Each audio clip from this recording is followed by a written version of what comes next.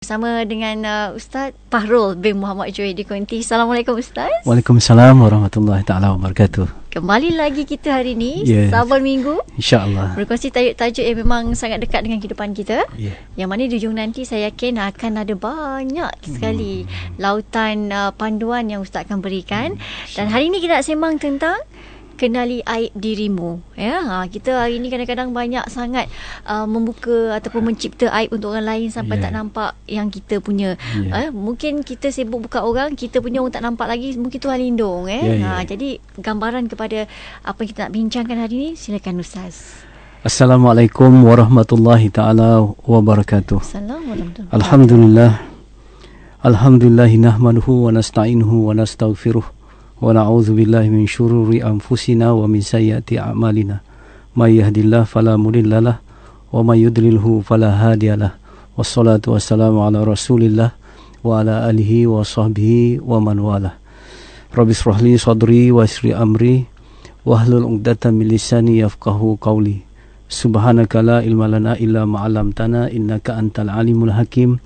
La haula wala quwwata illa billahil aliyil azim. Yang dihormati lagi dimuliakan DJ Siti. Terima kasih Ustaz. Seterusnya kepada para pendengar Radio IKIM, alhamdulillah, syukur kepada Allah Subhanahu Wa Taala kerana Allah terus-terusan ingin memberikan kebaikan kepada kita. Tandanya ialah apabila kita dibuka peluang dan ruang untuk kita mendapat ilmu, menambah pengetahuan dan kefahaman kita tentang Islam, agama yang insya-Allah menjadi pasangan hidup manusia untuk bahagia di dunia, lebih-lebih lagi bahagia di hari akhirat. Pada minggu yang lalu kita telah sama-sama berkongsi bahawa tanda Allah Subhanahu Wa Taala nakkan kebaikan bagi seorang apabila diberi ilmu yang bermanfaat.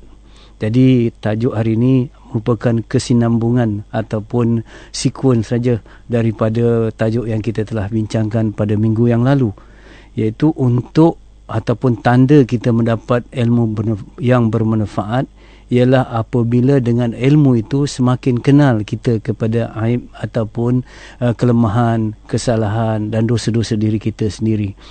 Subhanallah, kita nak bertemu dengan Allah. Sama ada kita suka atau tak suka, sama ada kita bersedia atau tidak, sama ada cepat atau lambat, pasti satu hari kita akan kembali kepada Allah. Inna lillah wa inna ilaihi raji'un. Kita ini milik Allah dan kepada Allah kita akan kembali. Jadi apabila kita kembali, kita nak bawa apa? Kita nak supaya kita ni menjadi orang yang diseru dengan seruan-seruan yang baik, seperti mana yang ada di dalam Al-Quran. Ya ayyuhatuhan nafsul mutmainnah. Kita dipanggil dengan membawa nafsu yang orang kata mutmainnah, nafsu yang tenang. Kita juga apabila nak kembali kepada Allah Subhanahu Wa Taala, kita nak bawa hati yang sejahtera, qalbun salim. Subhanallah, nafsu yang tenang, hati yang sejahtera, inilah hati yang taubat daripada dosa-dosa. Hati yang bersih daripada sifat mazmumah. Hati yang bebas daripada syirik, sama ada syirik besar, apalagi lebih-lebih lagi syirik besar dan syirik-syirik kecil. Kita nak bersih. Jadi untuk kita bersihkan, ini yang dikatakan tazkiyatun nafs. Jadi apabila kita nak melakukan pembersihan, Siti, seperti mana kita nak bersihkan cawan tempat kita minum lah, ataupun pinggan yang tempat kita makan, tentu kita nak kena tahu di mana kotorannya, di mana penjemparannya.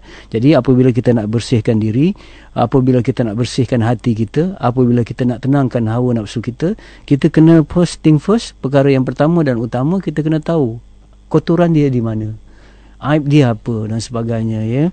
Subhanallah, kita ni untuk membersihkan diri ni suatu kewajiban untuk kita membersihkan diri dan hati kita. Dan untuk membersihkan diri dan hati itu tidak mungkin kalau kita tak tahu kotoran. Sebab itu mengenal aib diri ini adalah satu kewajiban juga bagi kita. Sudah menjadi kewajiban bagi kita. Subhanallah. Tapi bukan senang Siti, nak tahu aib diri kita sendiri. Bukan senang sebab manusia ni yang paling dia cinta ialah diri dia sendirilah. Dia orang kata subhanallah perasaan baik. Apabila kita melihat lahiriah kita, iaitu kita bercermin, kita cermin diri, kita perasaan cantik. bila kita cermin ke dalam, iaitu bercermin hati ni, kita perasan baik. Jadi perasan cantik dan perasan baik ini, inilah manusia yang menyebabkan kadang-kadang kita terhijab ataupun terlindung daripada melihat keaiban diri. Sedangkan mengakui kita ada aib, kita ada dosa, kita ada kesalahan, itu adalah satu titik permulaan untuk kita membersihkannya. Ya. Kalau kita ada orang kata deny syndrome ataupun sindrom penafian bahawa kita ni okey, kita ni bagus. Jadi sampai bila pun kita tidak akan membersihkan hati dan juga diri kita. Subhanallah.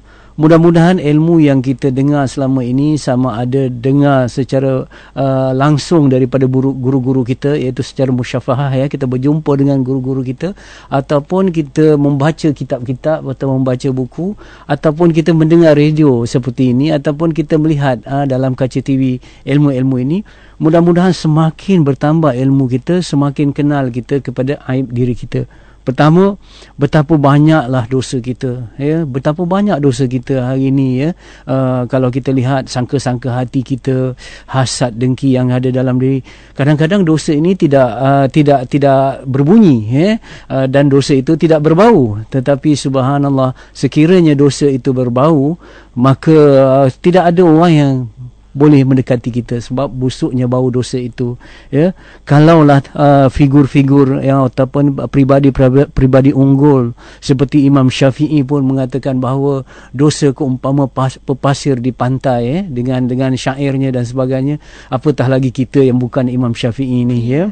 Begitu juga sahabat yang kita dengar dalam kisah-kisah para sahabat, seperti mana sahabat bernama Handalah yang dia merasai diri dia munafik. Kerana apabila dia berada di majlis Rasulullah sallallahu alaihi wasallam, begitu dekat imannya kepada Allah, ya, begitu akrabnya dia rasa hatinya dengan Rasulullah sallallahu alaihi wasallam dan juga dengan Allah. Tetapi apabila dia kembali bertemu dengan isteri dan anak-anaknya, dia terasa jauh dan dia rasa dia munafik, ya. Begitulah orang-orang dulu, mereka melihat aib diri mereka. Sebab itu kita lihat bila kita belajar tentang ilmu ni, tadi kita mengenal dosa-dosa kita, sekarang kita rasa kejahilan kita makin banyak yang kita tak tahu. Jadi salah sekali kalau kita menambah ilmu ni, Siti, kita rasa kita dah best, kita dah banyak tahu, kita dah banyak ilmu dan sebagainya, ya. Sedangkan apa kata Imam Syafi'i rahimahullah taala, ya, semakin aku belajar semakin ku rasakan tidak tahu, ya. Jadi kita merasa tidak tahu. Sebab tu selalu saya pesankan pada diri yang mana saya kongsikan bersama, rasa tidak berilmu ialah rasa orang yang berilmu, ya. Rasa tidak berilmu ialah rasa orang yang berilmu. Jadi satu keaiban diri kita, sepatutnya kita rasa kejahilan kita apabila kita menambah ilmu yang bermanfaat. Yang ketiga, semakin ketara pada diri kita ialah sifat-sifat mazmumah kita, ya. Tadi semasa saya dalam perjalanan, saya terdengar perbincangan tentang perokok, ya. Apa kesannya rokok pada paru-paru kita, pada jantung kita, yang mana kalau perokok ini berada di depan orang, dia nampak steady, nampak macho, ya. Tetapi orang tak tahu paru-paru dia macam mana, jantung dia macam mana, ya. Nampak macho, nampak hebat, kita digambarkan begitu, ya, cool dan sebagainya. Tetapi kalau tengok jantung dan sebaliknya, kalau jantung ataupun hati yang lahiriah itu pun sukar untuk kita lihat tanpa kita buat MRI ataupun kata X-ray, apatah lagi sifat-sifat mazmumah. Betul. Hasad, dengki, ya, dan sebagainya. Wajah lahir kita nampak cantik, tetapi wajah batin kita sebenarnya bodoh, buruk dan sebagainya.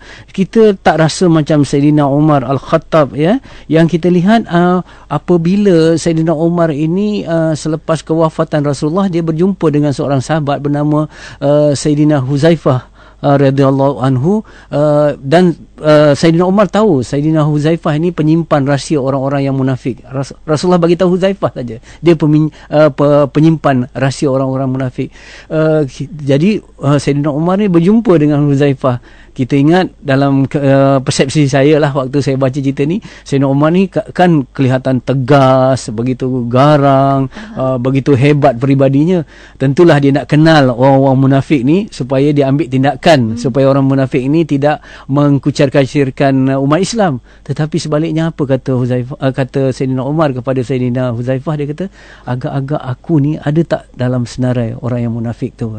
Ini Sayyidina Umar, apabila bertambah ilmunya, dan Umar adalah manusia yang layak menjadi nabi kalau ada nabi lagi selepas Rasul, tetapi dia sentiasa merasai sifat mazmumahnya begitu besar, begitu banyak, sehingga Sayyidina Umar kata, kalau semua orang pergi ke syurga kecuali seorang saja terhumban ke neraka, aku takut akulah orang itu.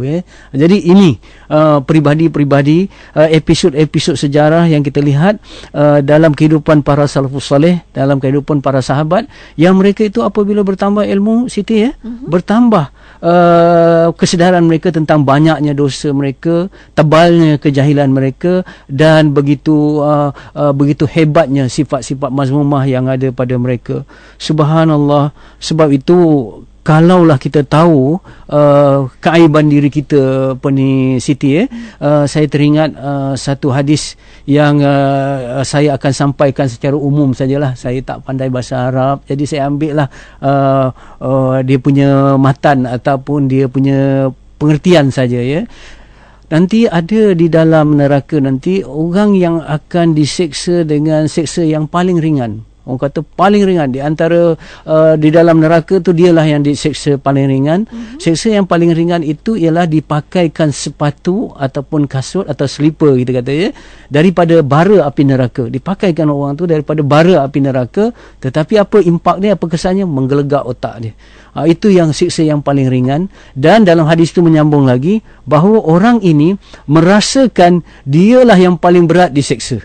Padahal dia yang paling ringan, tetapi dengan siksaan yang paling ringan, begitu dahsyat, begitu hebatnya, dia rasa diri dialah yang paling diseksa dengan hebat. Oh, kalau begitu, Siti, kalaulah itulah siksa yang paling ringan, tentulah dosa-dosa yang kecil. Betul, Betul. Justru kalau kita lihat mulut kita yang masih tega mengumpat, hati kita yang masih tega untuk hasad, kata-kata kita yang melemparkan fitnah, kita buat macam-macam dosa. Hasad, dengki, umpat, keji, ini bukan dosa-dosa ringan. Agak-agaknya bukan dipakaikan daripada selipar saja, mungkin dipakaikan baju, bukan daripada api, bukan daripada bara, tetapi daripada api neraka tu. Agak-agak apa yang terjadi pada gitu. Jadi inilah yang kita takut. Sebab itu saya ada terdengar daripada kata-kata para asatizah kita dengar, untuk kita terus belajar, mengatakan bahawa sekiranya orang yang sedang diseksa oleh api neraka itu yang berganda-ganda seksa diganti dengan api dunia, katalah begitu. Ini analogi supaya kita boleh nampak betapa hebatnya api neraka tu. Bila ditukar dengan api dunia, orang tu boleh tidur. Tadi dia menjerit-jerit kena dengan api neraka, tetapi bila didatangkan dengan api dunia, dia boleh tidur. Sebab apa? Jauhnya beza antara api dunia dengan api neraka. Gitu, kita sekarang ni api dunia pun tak boleh tidur dah. Aircon rosak pun, kipas rosak pun kita tak boleh tidur, apatah lagi kita tidur di atas api. Jadi subhanallah. Sebab itu dalam surah An-Najm ayat yang ke-22 yang ke-32, Allah Subhanahu Wa Taala mengingatkan, jangan mengatakan diri kamu suci. Jangan anggap diri kita suci, jangan anggap diri kita bersih, kerana Allah lebih tahu siapa yang bertakwa. Subhanallah. Begitulah Siti. Jadi kita lihat tidak merasa diri orang yang petanda orang yang kenal aib diri ni apa. Ni kita nak tahu. Sebab kadang-kadang kita bincang-bincang ni, kita nak suluh orang lain, mari kita suluh diri kita. Tanda kita, tanda diriku, seorang yang kenal aib diriku sendiri, apa dia? Pertama, dia tidak merasa dirinya baik daripada orang lain. Ini yang paling sukar. Kalau kita keluar saja daripada rumah kita, bertemu dengan orang, boleh tak kita merasakan diri kita tak lebih baik daripada orang lain? Kalau itulah ada rasa itu dalam hati, artinya kita kenal aib diri kita. Tapi kita ni selalu kena penyakit. Nama penyakit ni dalam bahasa Arab, penyakit ni nama ana khairu minhu, aku lebih baik daripada kamu. Inilah penyakit yang satu virus, kalau ada satu apa yang kita nak katakan, yang menyebabkan merosakkan orang-orang yang akan dihumban ke neraka, iaitu penyakit takabur. Jadi itu kita satu lagi tanda kita. Yang pertama tadi, kita tak merasa diri kita lebih baik daripada orang, itu tanda yang pertama. Tanda yang kedua, kita kenal aib diri kita, apa dia Siti? Kita tidak sibuk memperkatakan aib orang. Kita tak sibuk. Kenapa kita nak sibuk orang sakit apa kalau kita sakit kita lebih tenat lagi, ya? Jadi kalau kita sakit kita lebih tenat, subhanallah, kita tak sibuk tentang sakit orang lain. Contoh, ya, kalau kita masih ada masa, ada ruang dalam kehidupan kita mengumpat, mengejek ni, artinya kita tak rasa diri kita ni sakit lah. Sebab kita sibuk memperkatakan sakit orang lain, ya. Sebab itu kata pepatah Melayu apa? Kata dulang paku serpi, ya. Mengata orang dia yang lebih. Jadi itu satu tanda yang kedua, kita kenal aib diri. Ya. Dan tanda yang ketiga kita kenal aib diri kita ialah kita menyegerakan ibadah. Ya, kita takkan bertangguh-tangguh lagi. Contoh, ya, kita anggap tadi dosa tadi, kejahilan tadi, subhanallah, perkara-perkara sifat mazmumah tadi macam orang yang saya kata orang yang sakit. Katalah sakit kita tenat, Siti, ya. Kalau orang sakit tenat, kata berlaku aksiden dan mangsa kemalangan dalam keadaan tenat, apa yang dia buat? Kita panggil ambulans cepat, ya, supaya ambulans cepat-cepat datang, supaya orang yang sakit tenat ini dapat diselamatkan kerana dia dalam keadaan begitu kritikal.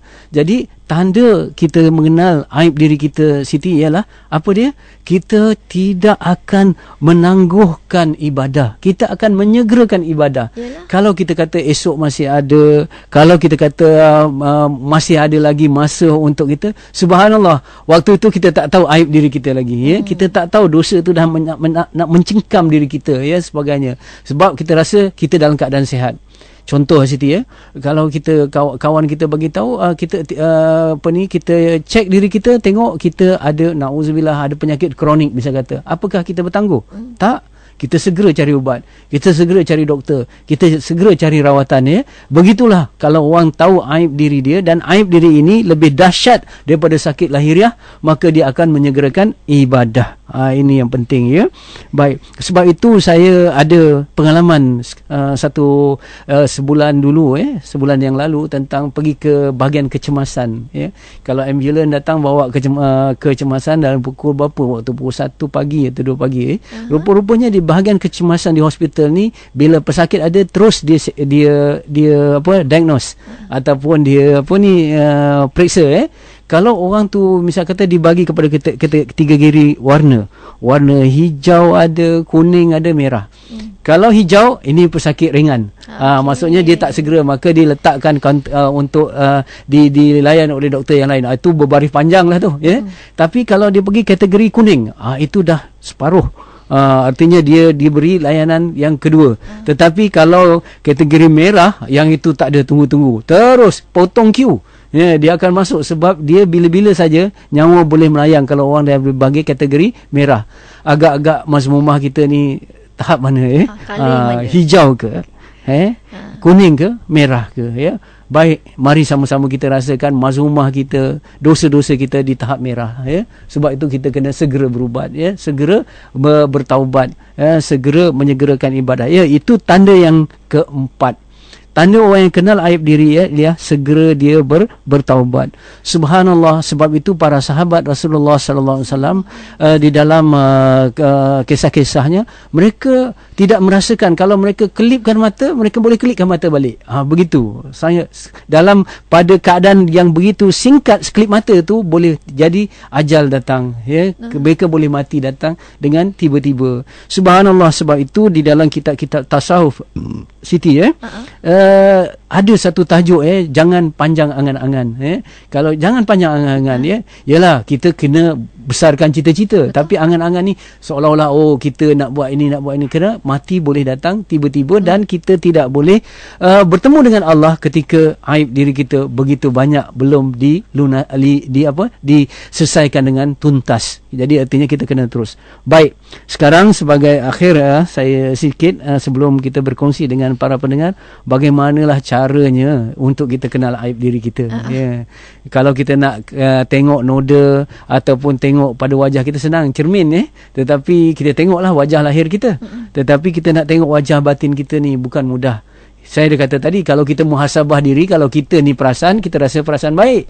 Jadi kita macam mana kita nak tahu the real kita, diri kita yang hakiki dan diri kita yang sejati? Ada 4 cara yang ditunjukkan oleh Imam Ghazali dalam kitab Ihya Ulumuddin, ya. Jadi saya kongsikan sajalah apa yang saya dengar, apa yang saya terima daripada guru-guru sebelum ini. Jadi anggapkan saya ini menyampaikan, bukan guru, tetapi adalah untuk menyampaikan saja, ya, daripada yang kita dapat. Pertama, mesti melalui pimpinan atau didikan guru yang mursyid. Guru yang mursyid ini, dia bukan saja mengajar ilmu, Siti, ya. Kita selalu dapat guru-guru yang mengajar kita taharah, mengajar kita tentang solat, mengajar kita tentang tauhid, mengajar kita tentang akhlak dan sebagainya. Dia menyampaikan, kemudian khalas, habis, ya. Dia muallim itu, ya. Tetapi yang dikatakan guru yang mursyid itu, dia bukan muallim saja, tetapi dia murabbi. Artinya dia ni macam dia latih kita dalam perjalanan untuk mendidik hawa nafsu kita. Bukan senang, ini jalan jurulatih. Orang kata jurulatih tu dia tahu keupayaan kita ada, di mana kita kelemahan-kelemahan kita. Dia tengok kita dan sebagainya. Oh, kamu ni ada misal kata kurang sabar, tapi kamu ada pemurah. Kamu nak kenal diri kita ni, perlu guru mursyid yang ada pandangan mata hati, yang boleh misal kata secara didikan dia boleh melihat ataupun dia boleh mengesan sifat-sifat misal kata kelemahan-kelemahan kita daripada pengalamannya. Bukan nak kata mereka ni ada soal boleh mengukur batin kita, bukan, itu hak Allah, ya. Tetapi dia tahu dari segi perlakuan lahiriah kita ini, yang ini perlu dibereskan, yang ini ada kelebihan, ada kekurangan dan sebagainya. Artinya dia bukan saja seorang yang memberi ilmu, tetapi dia mentarbiyah. Bukan saja mentarbiyah atau mendidik, tetapi dia membimbing. Bukan saja dia membimbing, tetapi dia memimpin. Ini penting. Jadi guru yang mursyid. Tapi Siti, ya, guru yang mursyid ni macam subhanallah, macam cari gagak putih, ya. Memang payah di akhir zaman ini, ya. Memang payah kita nak dapat guru mursyid, ya. Tetapi ada, bukan tidak ada, ya. Kadang-kadang minta maaf, ya. Kadang-kadang yang kita kata intan tetapi dia kaca, ya. Dia bukan guru sebenarnya, dia pusyodo saja, ya. Dia hanya orang kata berpura-pura saja. Jadi kita kena berhati-hati juga dalam kita minta daripada Allah supaya dikenalkan kepada guru yang mursyid ini, insya-Allah, ya. Baik, itu yang pertama. Yang kedua, ada sahabat yang soleh, sahabat yang baik, ya. Sahabat ni subhanallah, dia yang dikatakan sahabat ni, Siti, ya, dia bukan tak tahu kelemahan kita, dia tahu, tetapi dia masih sayangkan kita walaupun kita ada kelemahan. Yang dikatakan sahabat ni, bukan dia tak tahu keburukan kita, tetapi dia masih menyayangi kita dalam keadaan dia tahu keburukan dan kelemahan kita. Itulah sahabat. Tetapi kalaulah orang tu, orang kata admire kita daripada jauh saja, yang dia nampak baik-baik saja daripada kita, kemudian daripada itu dia hantar SMS, dia hantar entry-entry yang baik untuk kita, itu bukan sahabat. Dia hanya nampak kita dari jauh. Ya, bulan tu kalau nampak dari jauh semuanya cantik, betul, ya. Tetapi kalau kita dekati, baru kita tahu kelemahan-kelemahan. Subhanallah, tak ada manusia yang tak ada kelemahan. Sebab tu Profesor Hamka dikata semakin sempurna gading gajah itu, semakin ketara retaknya, ya. Semakin sempurna gading gajah itu, semakin ketara retaknya. Tetapi kalau dia tak sempurna, retak banyak-banyak, kita tak nampak dah, ya. Jadi makin kita nampak mesti ada kelemahan. Subhanallah, sahabat ni dia boleh memberi teguran, boleh memberi nasihat dengan penuh kasih sayang, ya. Sehingga waktu kita ditegur oleh sahabat-sahabat yang baik ni, ya, sahabat-sahabat yang baik ni yang kita perlu cari dalam hidup kita, kita tidak rasa dipersalahkan, tapi kita timbul rasa bersalah. Bila dia cakap, ya, subhanallah, kata-katanya sangat indah, sangat ini. Dia kadang-kadang dia kata, oh, kamu macam ni baik, tetapi kalau kamu buat macam ni lebih baik lagi. Dia begitu, ya. Dia tunjukkan kita. Ataupun dia bukan nak malukan kita dengan nasihat dia, ya. Macam mana cara nasihat dia, Siti, yang paling baik? Empat mata dia bagi tahu tak belakang orang, dia rahsiakan, dah tak cerita. Tapi kalau cakap berdepan-depan, intonasinya yang begitu tinggi, itu bukan bagi nasihat, itu bagi malu. Ya, jadi itu yang kita nak, supaya kita ada sahabat yang tahu kelemahan kita, yang tahu keaiban kita, dan kita boleh bergaul dengannya, ya. Baik, yang kita dapat teguran daripadanya, nasihat, teguran, pesanan dan sebagainya, ya. Dan mendoakan kita dalam pada kita tak tahu dia mendoakan kita, ya. Bagi tahu pun penting juga, supaya dia tahu, kita ingatkan. Itu yang kata kenang daku dalam doa doamu Ya, semua Ustaz. kemudian kita balas pula, ya aku mengenangmu dalam doa aku. Tak apa, itu tak apa, kita bagi tahu. Tetapi ada masa-masa yang lebih banyak yang kita doakan tanpa dia mengetahuinya, ya, insya-Allah. Yang ketiga ialah kata Imam Ghazali, kita bergaul dengan musuh, kita mendengar kritikan-kritikan dan musuh-musuh kita, daripada musuh-musuh kita. Subhanallah, musuh-musuh kita, dia tak ada basa-basi dengan kita. Maksudnya dia tak ada kata orang putih selalu kata apa? How to say yes or when you want to say no. Selalunya kita akan ada orang macam ni, ya, sahabat kita. Dia nak say no, tapi dia macam kata yes, nak ambil hati, ya. Tapi Musa tak ada. Dia kata no, tetap no, ya. Dia kata kamu ni gini, kamu ni gini, kamu ni gini. Jadi waktu itu kita dengar cakap musuh. Subhanallah, cakap-cakap musuh ni kadang-kadang pedas, kadang-kadang tajam Siti, ya. Pedih, tetapi dia benar. Ya, daripada sahabat yang daripada kenalan dan kawan yang bermuka-muka. Dia kata yang bagus-bagus dia pump, ya. Kita punya orang kata dia tekan lift, dia kipas je kita, ya. Sebagainya kita orang kata leka, alpa, orang kata begitu terawang-awang. Tetapi musuh ni tak, dia kata vocal, bold, ya. Dia kata dia tak ada sembunyi-sembunyi. Subhanallah. Di sini minta maaf, ya Siti, ya, kita mesti dapat membezakan antara kecaman dan kritikan yang benar dengan kecaman dan kritikan yang tidak tepat, yang tidak benar, ya. Jadi kita tahulah, sebab itu perlu tadi sahabat, pimpinan guru tadi. Jadi bila musuh cakap, oh ini betul, aku ada begini dan sebagainya. Jadi ini yang perlu kita belajar daripada kritikan musuh. Dan akhir sekali, kita bergaul dengan masyarakat. Masyarakat adalah cermin kita, ya. Saya teringat satu cerita sebelum saya kembalikan, cerita yang mudah, ya. Di musim dingin, sekumpulan landak-landak, ya. Sekumpulan landak-landak ni dia ada kulit yang ada duri, ya, berduri, ya, dan sebagainya. Bila musim dingin, mereka ni berkumpul lah, supaya bila berkumpul duduk rapat-rapat, mereka akan rasa panas. Ya, jadi mereka akan selamat daripada kedinginan yang mencengkam itu. Ni musim dingin. Jadi mereka pun buat keputusan duduk rapat-rapat seboleh-bolehnya. Tapi apa jadi? Bila mereka duduk rapat-rapat dengan keadaan badan yang berduri itu, maka saling cocok-mencocok lah. Ya, jadi rasa sakit. Orang ni cocok, orang ni ada rasa sakit. Akhirnya dia kata buat keputusan, kita berpisah lah. Sebab nanti tak tahan kena cocok dengan bila kita dekat-dekat. Mereka pun berpisah. Bila berpisah, subhanallah, kedinginan itu lebih mencengkam, terasa. Sehingga ada di antara landak-landak ini yang dah nak mati dah sebab terlalu sejuk. Akhirnya buat keputusan balik, kumpul balik, dan tercucuklah balik sikit-sikit. Jadi di situ ada mereka buat keputusan, biarlah tercucuk sikit-sikit, kerana kita rapat-rapat daripada kita mati terus dengan kedinginan akibat berpisah. Jadi apa cerita ni? Kita kena bergaul dengan masyarakat kita, walaupun dalam masyarakat kita ni adalah sikit-sikit, orang kata cucuk-cucuk, kena sikit-sikit dan sebagainya. Daripada kita bersendirian, kita lepas bebas daripada jemaah, kita akan diterkam oleh serigala, ya. Akan dimudah diperdaya oleh syaitan. Begitu analogi yang diberi oleh Rasulullah sallallahu alaihi wasallam, ya. Jangan kamu macam sekawan kambing yang berpisah daripada kawanan kambing itu akan mudah ditekam oleh serigala. Cerita landak tadi pun analoginya begitulah. Jadi baik, bila masyarakat ni macam mana, ya? Saya teringat kata Luqmanul Hakim, aku belajar hikmah daripada orang yang bodoh, kata Luqmanul Hakim.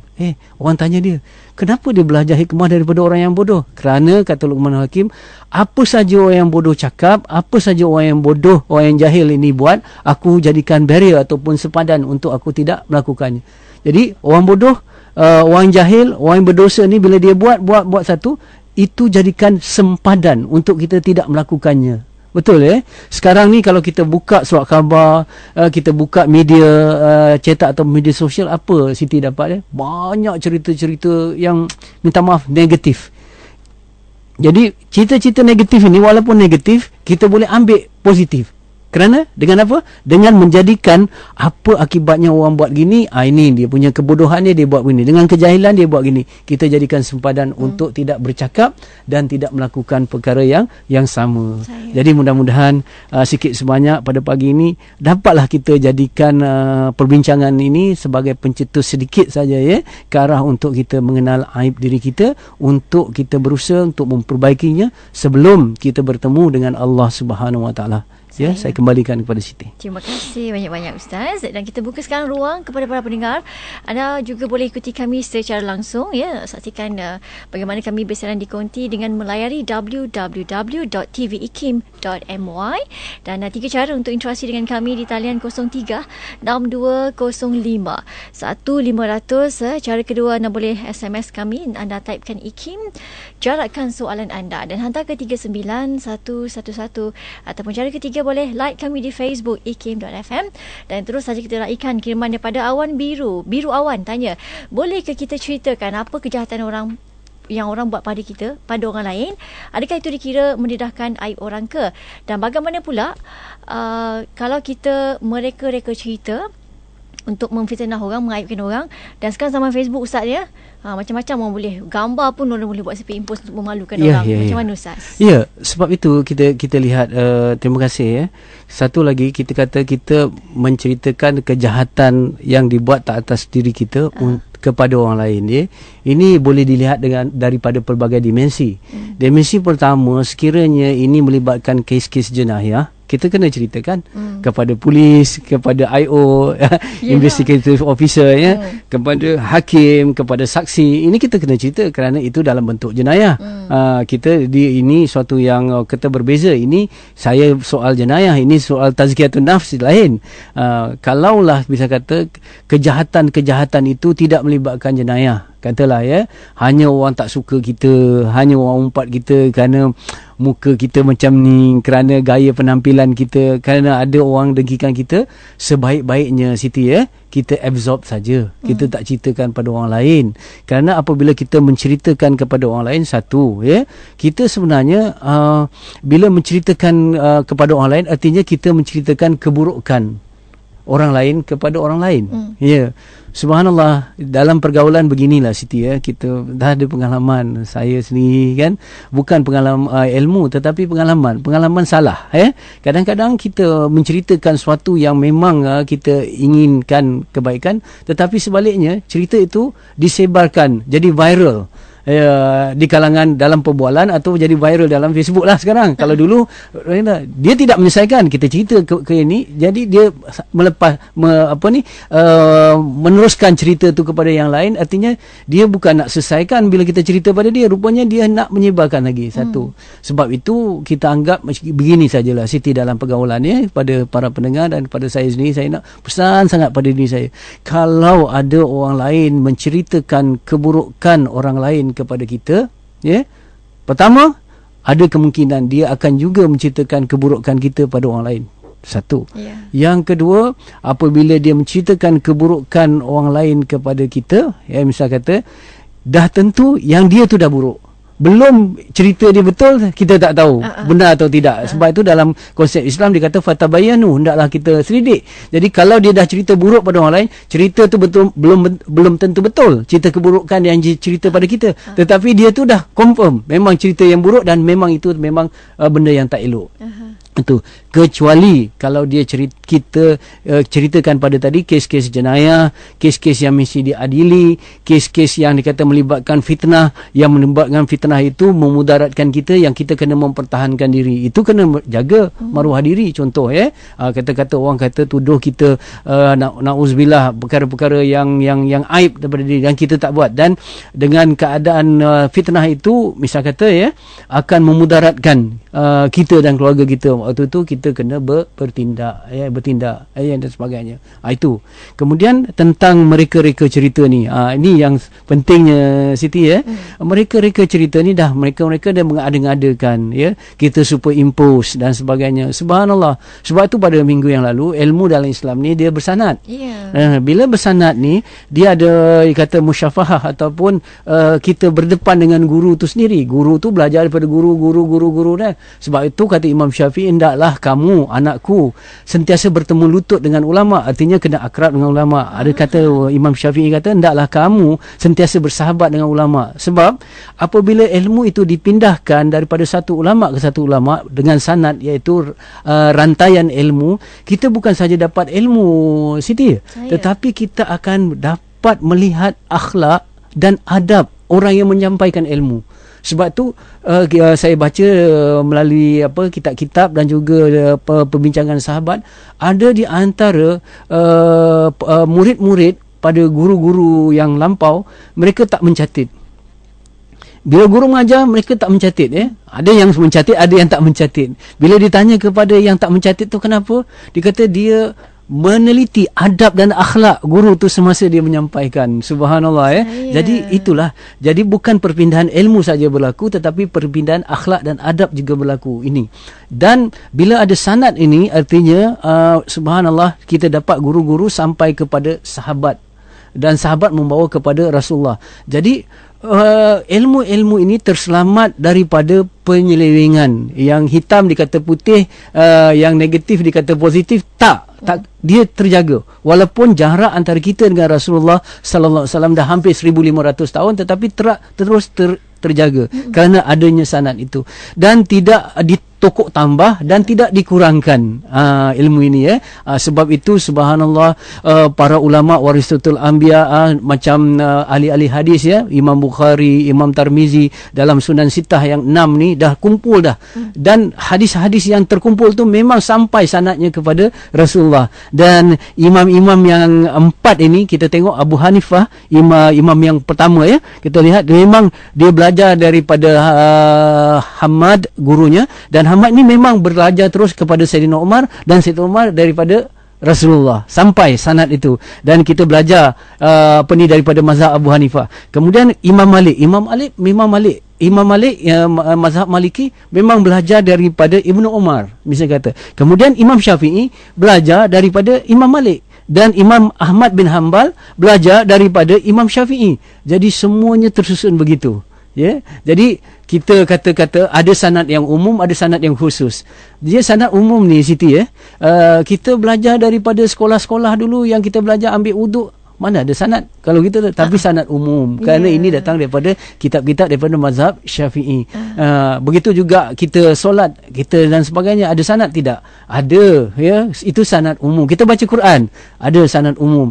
Tetapi dalam hal-hal yang tertentu Siti, kadang-kadang ada zikir-zikir wirid yang ini yang dikatakan tarikat sekarang ni, yang sekarang sedang menjadi isu. Tarikat yang mana yang muktabar, tarikat mana yang benar, tarikat yang batil. Ini kalau kita nak tahu tarikat itu benar yang batil, daripada guru-guru dipesankan tengok silsilah daripada mana apakah dia bersambung kepada Rasulullah ataupun dia terputus sanadnya, dan bacaan-bacaan tu, zikir-zikir itu, apakah benar-benar bacaan itu datang daripada guru yang mengambil daripada guru sebelumnya, daripada guru yang sebelumnya.